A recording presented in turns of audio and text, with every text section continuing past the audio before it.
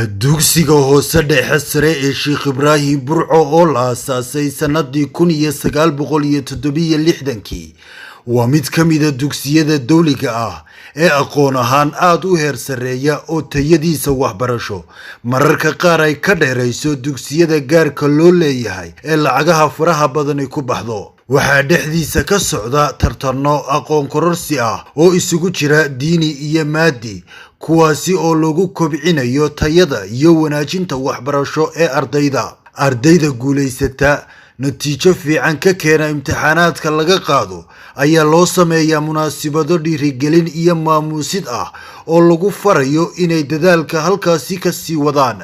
saaka waa subax kale oo qurux badan oo aanu la kulannay iyadoo la maamuusayo ardayda. maxadka barashada kombiyuutarada ee Orbit ayaa ardayda saddexda ahaa ee kaalmaha hore u galay dugsiga siiyay deeq waxbarasho oo bilaash ah oo kombiyuutar taasi oo rajo iyo farxad gelisay ardayda kuwaasi oo ahaa kuwo aad u da'yar. sidoo kale waxaa ka socda dhismahan oo ku dhow gabagabo ahna dabaq ka kooban 15 fasal si loola jaan qaado isbedelka agab dhisme iyo waxbarasho ee Somaliland ku tiigsanayso adduunka.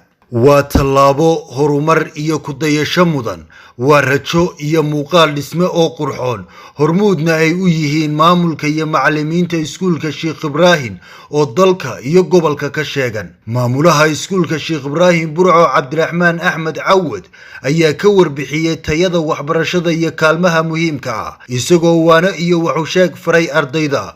halka saaka waxaynu ku abaal marinaynaa 5 arday oo idin ka mid ah 5 arday abaalmarinta aanu siinayno waa koobantay laakiin qiimay leedahay.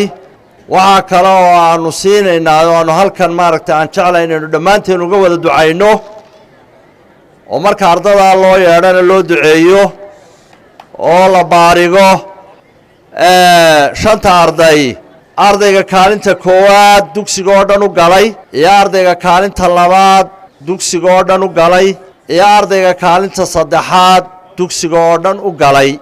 waxaa farxada laba waa hablo laba kaalinta labaad iyo saddexaad waa hablo. hablaha waa u ducaynaynaa allaha barakeeyo. waa dhiirigelin waxbarashadii aynu isku dhiirigelinayno. ardayda waxaan idin sheegayaa waxaad ku jirtaa waqtigiinnii ugu qaalisanaa ama ogaada ama ha ogaanina noloshiinna waqtigii ugu qaalisanayd baad ku jirtaan.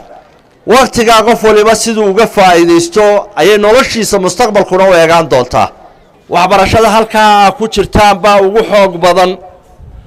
ardayga aqoontiisa secondary marka uu joogo hadduu isdhiso jaamacaddiisuna way isdhisnaanaysaa wuu wanaagsanaanaya. mar kale waa kan maamulaha oo ka warramaya dhismaha iskuulka ka socda isagoo fariin baaq ahna u diray cid kasta. taas waa aragtaanoo gebagabu ku jira shirkadda gacanta ku haysa oo u ducaynaynaa oo lacag iminka ay naga hayaan ku dhisi maayaan.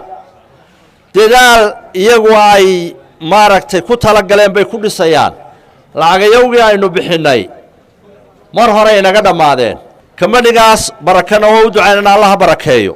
waxaynu kale oo ardayda hadday joogaan iyo hadday maqan yihiinba iyo bulshadii ka qayb qaadatay oo ganacsatada mas-uuliyiinta dowladda dhexe intaba waxaanu ku baraarujinaynaa dugsiga waa kaa dhismihii waa inoo gebagebo dhaqaalihiina lacag badan baa inaga maqan. 2 mashruuc oo kala dambeeyey waa mashruuca hore wuxuu ahaa 15 fasal oo intaa hadda dhisan 15 fasal xafiis iyo 8 musqulood intaas waa inta hadda dhisan. mashruuc ka dambeeyay baa laga daba keenay oo ah hool shirar iyo maxay dhaahdaa library ama maxay dhaahdaa computer lab labada kii aynu u baahano oo dabaqa afraad noqon lahaa. mashruuca hore waxa maqan oo ayna gacanta ku hayn 155,000 oo dollar baa wali inaga maqan. mashruuca labaad ee lagu daray marka lagu daray ee xagga sarana iyo qalamayntiina waxa isku noqonayaan lacag 300 iyo siyaado kuna.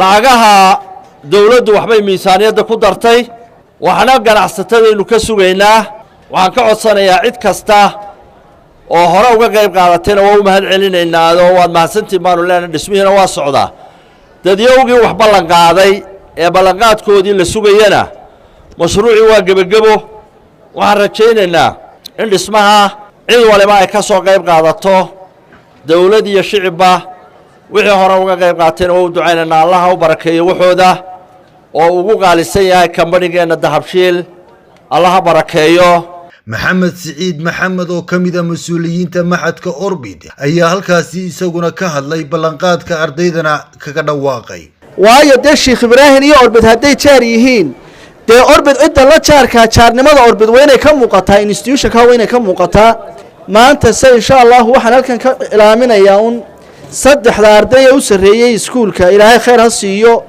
inanka kaalinta koobaad galay ha soo istaago labada hablood ee kaalinta labaad iyo kaalinta saddexaad galay maadaamay waxbarteen oo waxbarasho ay ku tartameen waxaynu insha allahu u garan doonnaa haddii ilaahay ka dhigo oo maamulkii iga sarreeyena aanu isla soo afgarannay in waxbarasho kombyuutar oo geli dambe ah la siiyo oo weliba bilaasha waxaan sii raacin doonaa saddexdaa arday haddii kartidooda loo bogo 3 laabtoobna inoogu dari doono ay wax ku bartaan weliba ardadii saddexda arday ugu sarreeyay dugsiga sare ee Sheekh Ibraahim saddexdoodaba waxaa deeq waxbarasho siiyey iskuulka Orbit waa u mahad celinayaa mas'uuliyiinta iyo maamulka Orbit ardaydana waxaan u rajaynayaa inay fursaddaas si fiican uga faa'iideystaan iskuulka Sheekh Ibraahim Burco ayaa kaalin weyn oo wax ku oola ugu jira waxbarashada gobolka Cabsaar Farax Cabdilaahi TV-ga qaranka Somaliland Burco